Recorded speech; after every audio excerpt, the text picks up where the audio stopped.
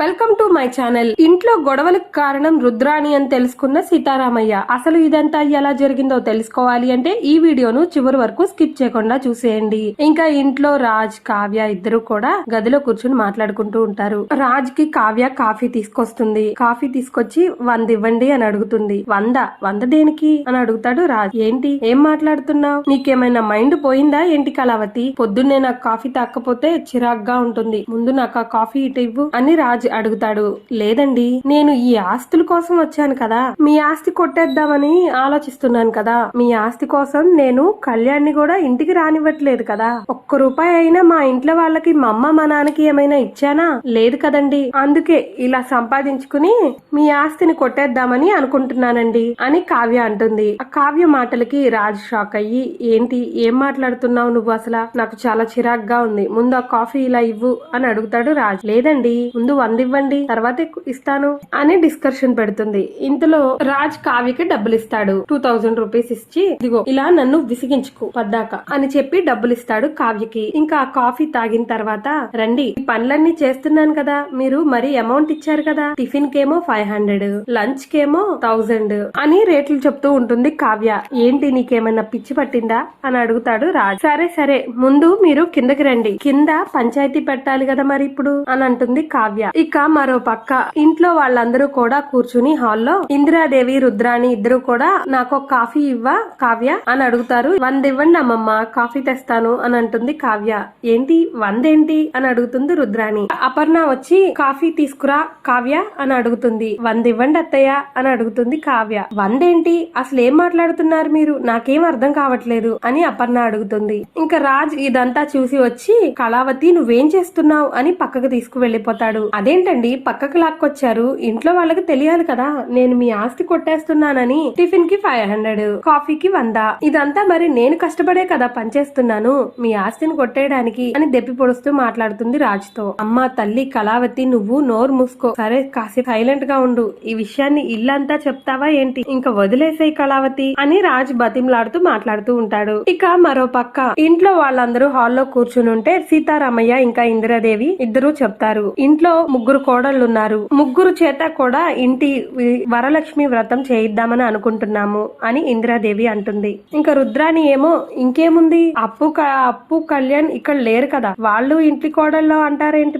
నాన్న అని అంటుంది రుద్రాణి. అప్పుకి కళ్యాణ్ కి కొత్తగా పెళ్ళయింది కదా, వాళ్ళని కూడా తీసుకొచ్చి వరలక్ష్మి వ్రతం చేయిద్దామని అనుకుంటున్నాము అని ఇందిరాదేవి అంటుంది. అప్పు కళ్యాణ్ ఎలా వస్తారు, ఇంటికి రానంటున్నారు కదా అని ధాన్యలక్ష్మి అడుగుతుంది. ఆ మాటలకి సీతారామయ్య, నేను చిట్టి వెళ్లి పిలుచుకొస్తాము, మేం వెళ్లి తీసుకొస్తాము పూజ వరకు అని అడుగుతాడు సీతారామయ్య. వాళ్ళు ఇంటికి వస్తానంటే నాకేం అభ్యంతరం లేదు, నా కొడుకు నాకు కావాలి అని ధాన్యలక్ష్మి అంటుంది. ఇంకా రుద్రాణి ఏమో తనలో తనే అనుకుంటూ ఉంటుంది, ఏంటి అమ్మా నాన్న అప్పుని కళ్యాణ్ని ఇంటికి తీసుకొస్తానంటున్నారు, ఆ అప్పు గనక ఇంటికి వస్తే ఇంకా అంతే సంగతులు, మొత్తం నేను చేసిన ప్లాన్లన్నీ మొత్తం వృధా అయిపోతాయి, ఇప్పుడు నేనేం చేయాలి, ఈ ధాన్యలక్ష్మి ఏంటి అప్పుని కళ్యాణ్ని ఇంటికి తీసుకొస్తానంటే మౌనంగా నాకేం అభ్యంతరం లేదు అంటుంది అని తనలోనే తనే అనుకుంటూ ఉంటుంది రుద్రాణి. ఇక మరో పక్క ధాన్యలక్ష్మి రుద్రాణి వచ్చి లాన్ లో కూర్చుని మాట్లాడుకుంటూ ఉంటారు. ఏంటి నీ కొడుకు కోడల్ని ఇంటికి రావడానికి ఒప్పుకుంటున్నావుగా, ఆ అప్పుతో కళ్యాణ్ ఇంటికి వచ్చాడనుకో అప్పుని ఇంటి కోడలుగా ఒప్పుకున్నట్టే కదా అని మాటలతో రెచ్చగొడుతూ ఉంటుంది రుద్రాణి. ధాన్యలక్ష్మి ఏమో ఏం మాట్లాడుతున్నావు, అప్పు ఇంటికి రమ్మని చెప్పినంత మాత్రాన దాన్ని నా ఇంటి కోడలుగా నేను ఎప్పటికీ ఒప్పుకోను, ఇంటికి తీసుకురమ్మన్నంత మాత్రాన ఒప్పుకున్నట్టు కాదు అని ధాన్యలక్ష్మి అంటుంది. ఇంకా రుద్రాణి ఏమో ఒప్పుకున్నావేమో అనుకున్నాను అని రుద్రాణి అంటుంది. చూడు రుద్రాణి, ఆ అప్పుని ఇంటికి వచ్చి వెళ్లే లోపు ఆ అప్పు అసలు ఈ ఇంటికి సరైన కోడలు కానే కాదు అని నిరూపిస్తాను, ఇంట్లో వాళ్ళందరూ దృష్టిలో అప్పుని చెడు చేస్తాను అని ధాన్యలక్ష్మి అంటుంది. ఇంకా రుద్రాణి ఏమో, నువ్వు సూపర్ ధాన్యలక్ష్మి, నువ్వు ఇలాగే ఉండు, అప్పుని కళ్యాణ్ని విడదీసి అప్పు ఇంట్లో నుంచి వెళ్ళగొట్టి కళ్యాణ్కి మరో పెళ్లి చేద్దాం, అప్పుడు హాయిగా నీ కొడుకుతో నువ్వు సంతోషంగా ఉండొచ్చు అని రుద్రాణి మాటలతో చెప్తూ ఉంటే ఇంకా మరో పక్క సీతారామయ్య చూస్తూ ఉంటాడు. ఏంటి ఈ రుద్రాణి, ఇంట్లో గొడవలన్నిటికీ కారణం ఈ రుద్రాణియా, ఇంట్లో వాళ్ళందరినీ రెచ్చగొడుతుందా అని చూసి షాక్ అయ్యి ఇంట్లో వాళ్ళందరినీ కూడా పిలుస్తాడు సీతారామయ్య. ఇందిరాదేవి వచ్చి, ఏంటి బావా ఏమైంది, అసలు ఎందుకు ఇంత ఆవేశంగా ఉన్నావు అని అడుగుతుంది. ఈ రుద్రాణి ఇంట్లో గొడవలు పెట్టడానికి ధాన్యలక్ష్మికి నూరిపోస్తుంది. ఇప్పుడు చూడు, ఈ ఇంట్లో గొడవలన్నిటికీ కారణం అయితే ఈ రుద్రాణియే. చూడు రుద్రాణి, నువ్వు ఈ ఇంట్లో నుంచి వెళ్ళిపో, నువ్వు నీ కొడుకుని తీసుకుని ఇక్కడ నుంచి వెళ్ళిపో. అసలు నీకు ఏ మాత్రం అర్హత లేకపోయినా ఈ ఇంట్లో స్థానాన్ని ఇచ్చాం, అలాంటిది ఈ ఇంట్లో బంధాలని బంధుత్వాలని చెడగొడుతున్నావా, ఈ ఇల్లు ముక్కలు చేస్తున్నావా అని రుద్రాణిని తిడుతూ ఉంటాడు సీతారామయ్య. ఏమ్మా దాని లక్ష్మి, దానికి లేకపోతే లేకపోయింది, నీకేమైంది, నీ బుద్ధి ఏమైందమ్మా? ఆమె అలా చెప్తూ ఉంటే నువ్వు అలా మాట్లాడుతున్నావు. నీకు నచ్చినట్టుగానే రాజ్ ని కంపెనీ నుంచి తొలగించాను, మీకు నచ్చినట్టుగానే మాట్లాడాను, ఈ ఇల్లు ముక్కలు అవ్వకూడదని, బంధాలు బంధుత్వాలు శాశ్వతంగా ఉండాలని, నేను బ్రతుకున్నంత కాలం మీరందరూ కలిసే ఉండాలని కోరుకుంటున్నాను. అలాంటిది ఈ రుద్రాణి మాటలు విని నువ్వు ఏం మాట్లాడుతున్నావో నీకు అర్థమవుతుందా అని సీతారామయ్య అంటాడు. ఇంకా అపర్ణ రుద్రాణితో అంటుంది, ఏంటి రుద్రాణి ఈ పనులు, నీకు మావయ్య గారు అంత గడ్డి పెట్టినా గానీ ఇంకా బుద్ధి జ్ఞానం లేదా, ఇక్కడ నుంచి వెళ్లిపో, ముందు ఇంట్లో నుంచి వెళ్లిపో. ఆ మాటలకి రుద్రాణి షాక్ అవుతుంది,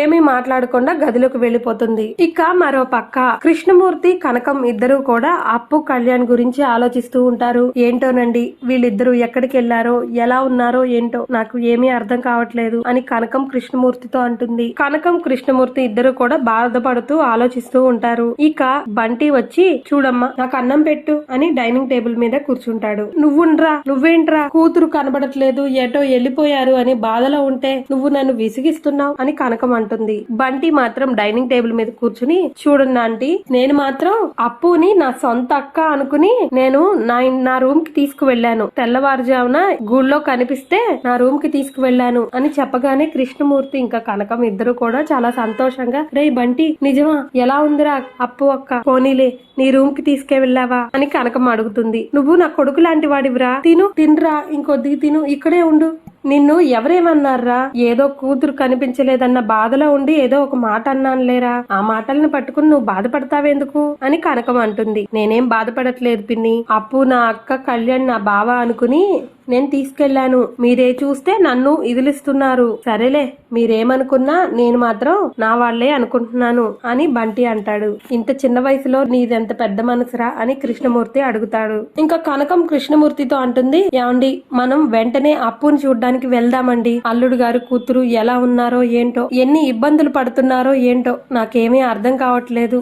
అంత గొప్పగా బతికిన మనిషి, ఇంట్లో ఏ కష్టం తెలియకుండా పెరిగిన మనిషి ఇప్పుడు ఎన్ని కష్టాలు పడుతున్నారో తలుచుకుంటేనే బాధగా ఉంది. ఇదంతా ఆ రుద్రాణి వల్లేనండి, ఆ రుద్రాణి మాటలకి అంతూ పొంతూ లేదు. ఇంకా వాళ్ళ అమ్మ ధాన్యలక్ష్మి ఏమో ఆవిడ మాటలు విని అలా మాట్లాడుతూ ఉంటుంది అని కనకం కృష్ణమూర్తి మాట్లాడుకుంటూ ఉంటారు. సరేనండి ఉదయాన్నే అప్పు కళ్యాణ్ దగ్గరికి వెళ్దాం అని కృష్ణమూర్తి కనకం ఇద్దరు మాట్లాడుకుంటున్నారు. ఇలాగే జరగాలి అనుకుంటే మరిన్ని అప్డేట్స్ కోసం మా ఛానల్ ను సబ్స్క్రైబ్ చేసుకోండి, పక్కనే ఉన్న బెల్ ఐకాన్ ను ట్యాప్ చేయండి.